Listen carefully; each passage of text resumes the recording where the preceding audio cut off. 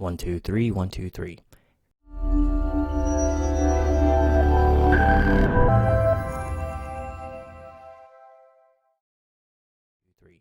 Hey everyone, Genome here, coming at you with my first viewer request video.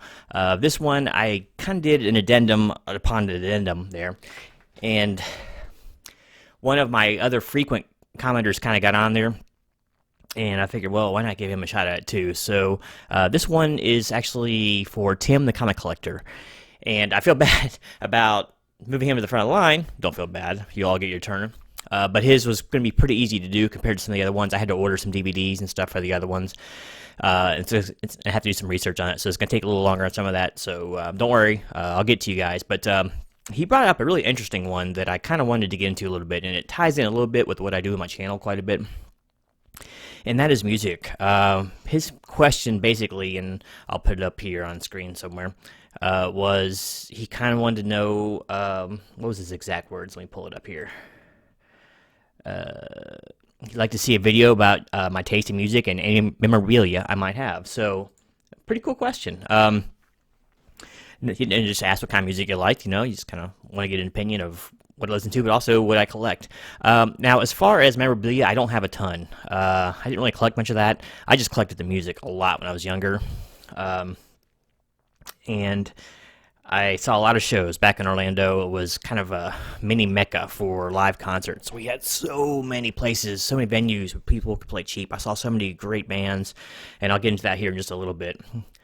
But let's start first with like my musical taste. My musical tastes have changed quite a bit over the years. They've been a little bit stagnant as of the last couple of years because I'm just fed up with commercialized music, in period.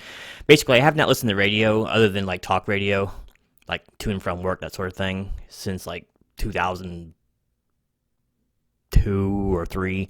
I just can't stomach it. I can't stand basically anything produced nowadays. And I know it's me being petty and small. I just I don't care for it. It sounds manufactured, and most of it doesn't sound too original to me. And I don't know, it's just not my thing. So yeah, I grew old and stodgy early, and started saying I'm not going to listen to that anymore. In my early 40s. So actually, all that started back in my 30s, early 30s, believe it or not.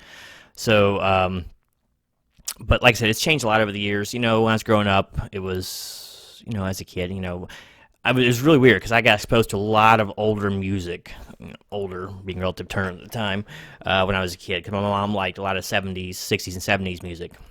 So that's mostly what I heard growing up. And I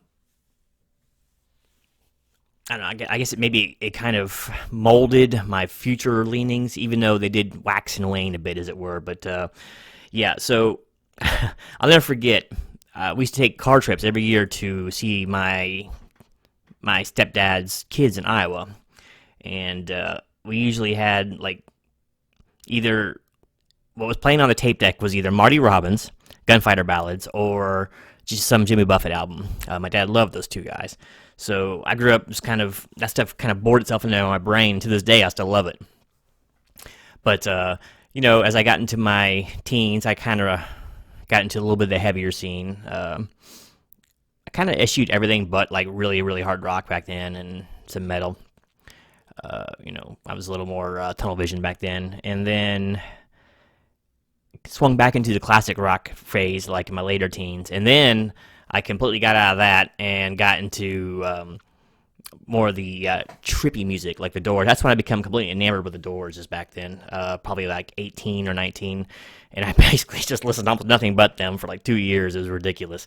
And then some other groups, of course, but there was like some of my main ones. And then,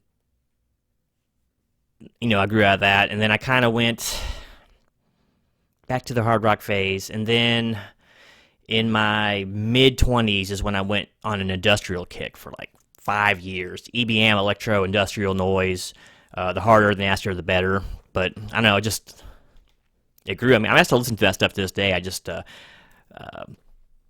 don't partake in buying new albums. Hold on one sec. I'll give you a picture. Let's see if I can find one real fast. I still have a photo album. Yeah, it shows you how old I am. Let's see if I got any pictures of me back when I was in the scene, as it were. Not when I'm lame looking like I am now. Let's see. I remember there being someone right here. We used to go to this club called DOS Machine every Sunday, and that's where us like-minded folks hung out. So you can't see, we all dressed in black, so you couldn't see us even, but, well, this is not getting fun, but here's a group picture. I'm in there toward the center, back when I had longish hair, but let's see, I don't know if this will come out. There I am in the middle, kind of standing up there with my my pseudo friends back then, right? But as much as anyone could be friends in that scene. But yeah, so I did that one until basically I joined the Army. And I didn't have as much chance to peruse music as I did back when I was, in the service. So music fell off a little bit for me then, and it never really came back to the rampant, fixation upon music I used to have when I was younger. Like, I would spend just 8-9 hours sitting in my trailer or wherever it is I lived at the time, just listening to music, man. Pour a glass of whiskey or pop a beer and just sit there and listen to music. I do it all night long, and I was just obsessed with it. I never watched TV. I never been a big fan of TV or whatever. So that was my thing, reading books and listening to music. But anyway, so that kind of fell off a little bit, and then now in my 40s, I've gotten more nostalgic, and now I very rarely listen to anything past the 80s, to be honest with you. I'm really stagnating. Even some of the 90s starts to annoy me, but mid-90s and down I can listen to, basically is what will be on a playlist that I have nowadays. Funny thing is, though, later in life, around 38, 39, I really started to develop a great appreciation for classic country. Now I'm talking some of the golden years, the 50s through late 70s, and after that it pretty much cut off. I make it a policy not to listen to any country after 81. That's when I think it took a real big slide. So it's a huge thing or a huge change that I didn't used to appreciate so much. And then just a lot of the classics I like growing up to. A lot of the 70s stuff I've skimmed full circle on me again, and of course the 80s channel. If I remember out when I used to have that lawn mowing service, I used to listen to the 80s hits constantly. That was my thing to work through. But anyway, yeah, so I mellowed some in my older years, and so that's where my taste lies. So I'm sorry that rambled on a long time, but so I was going to go ahead and show some memorabilia. Like I said, I don't have a whole lot, just because, like I said, I collected music or I went to see the shows. I didn't really gather too much. I had some T-shirts and things like that, but it's neither here nor there. From my Doors days, I had several biographies that I read, and this is the only one I can still find. There might be another one over there somewhere. When I moved, I lost a lot of my books when I joined the Army and all that. But so I had basically collected a lot of musical autobiographies, and of course, Doors being my band back then, I always collected those. Let's see what else I got here. Back in my Doors phase, all my friends, my best friend's wife got this for me for Christmas. My Jim Morrison figurine. I still have it in original packaging. Look at that, Mr. McFarlane. But so still got that. Now, probably the main memorabilia I have nowadays is, you'll see a little bit over here. Down there is just some old concert tickets of stuff that I got to go see. I'll just run through some of the more notable ones, I guess. Let's see here. First off, stuff like this, man. I was a huge, in my early 20s, I was always going to classical, otherwise known as concert music, shows at the Bob Carr Theater in Orlando. And it'd be so funny, man. I'd be the only person under 50. And I'd go in there, and I had the suit, and I put the suit on or whatever and tie, and go watch Mozart and Beethoven renditions and Brahms and all that, and just sit there and close my eyes and just let it waft over you, man. It's a love. I missed that part about Orlando, being able to do things like that. Not so much of that around here. That's a little more on the mellow side of stuff I liked, even though a lot of those older classics weren't exactly mellow. What else we got over here? You'll kind of see how all over the place I was. Let's see. So here I got a House of Blues Robin Trower concert I went to ages ago. That was a great show. It was 20th Century Blues Tour, I think it was. Something like that. Great show. I got carded 16 times at the House of Blues. They were all I think I was 21 at the time. I don't know what year this was. But they kept coming over and carding me because I was in the front, kind of jamming out a little bit, digging the music, and man, they really wanted to throw me out of there. I remember that really well. Thanks a lot, Disney. Um, what else do we got? Oh yeah, here's a classic. So here's when I saw Styx at the arena, I believe it was. Yep. And that was that was actually opened up by Kansas. And I remember that one really specifically, mostly because Kansas, the lead guitarist, was a larger, ample gentleman, as we say, and he had a acoustic guitar set up, for like Dust in the Wind, songs like that. But it was on a stand, so all he did is walk up to it and wrap his arms around it and play it. It was pretty wacky. What else we got here? Here's another one to show you how eclectic I was back then. Here's my ticket to see Al Stewart at the Sapphire Supper Club. That was a little tiny place in downtown Orlando. It was kind of a hipster joint before hipsters were cool. And you never know what you were going to see there. All kinds of cool little acts. It was a nice, quaint little thing. It was right next to Barbarella's, one of the biggest clubs on the Strip. And just, I don't know, cool place. So what else we got here? Oh, yeah. See, we got to see Offspring over at the Edge. Edge was a huge club and concert field that we had in downtown Orlando area, too. Tons of shows. I don't know how many shows I saw there. And usually they'd have some shows that were like $5-6 to get in there and see. I mean, decent acts, but I've seen a lot of people there. And this was at the height of the Offspring's popularity, probably. Let's see. Here's one at the the arena. This was another one. White Zombie concert. It was hilarious because I went with a friend and his girlfriend, and we had floor tickets. So we're about halfway up the floor. And so it wasn't too crowded down there. But it was funny because, like, I don't know, 3/4 of the way through the concert, Rob Zombie's like, I want all you lazy bleeps up there in the freaking stands to get down here in front of the stage. And all of a sudden, people started rushing the freaking floor and the stage. It was just, they just bowled over. The freaking security just stepped out of the way and let them get down there. Because tickets actually on the floor was a lot more expensive back then. Yeah, that was $20. I think the seats up there were like 12 or something for the upper nosebleeds. And let's see. Oh, here's one from a band probably no one's ever heard of in the States. This is Funkerboat. Saw them a couple times, actually. They're a hardcore electro EBM kind of band. What else? So here is this is getting longer than I thought it would be, but it's music.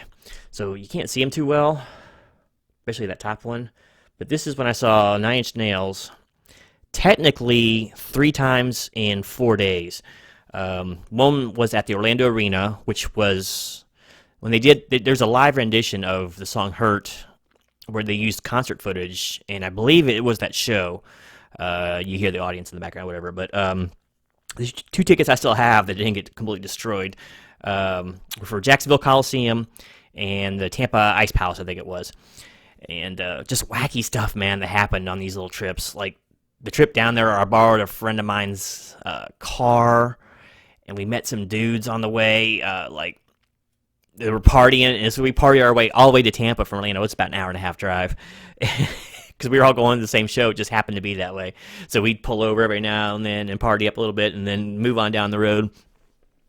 Classic times. And then the Jacksonville one was crazy because I borrowed this. I was good at borrowing things back then.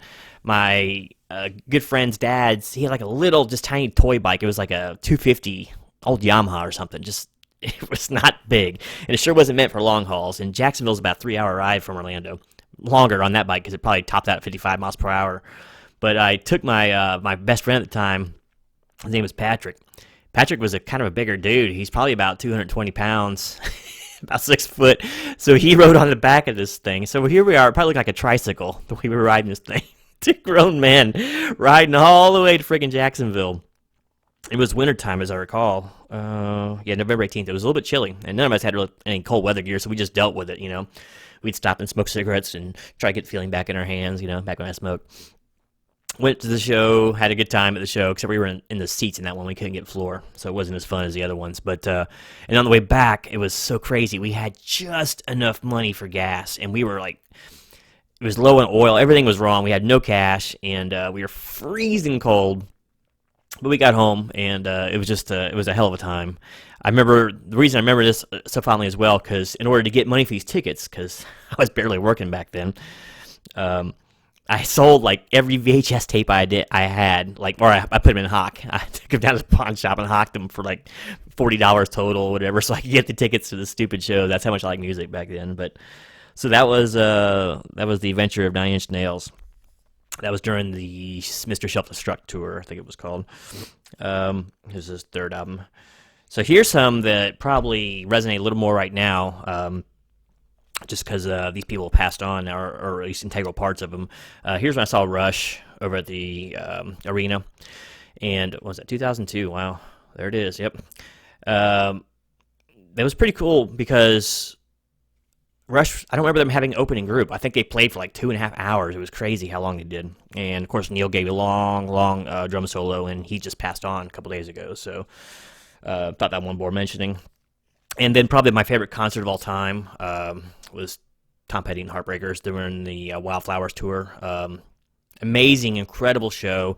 I can't remember who his opening act was, but they were pretty good. And Tom was just incredible. He had like 20 guitars in the stands behind him, and he played every damn one of them at some point or the other, and put on just an amazing show. The whole crowd was totally into it. It was quite a rowdy crowd, too, if you will. And it was a fun time leading up to it.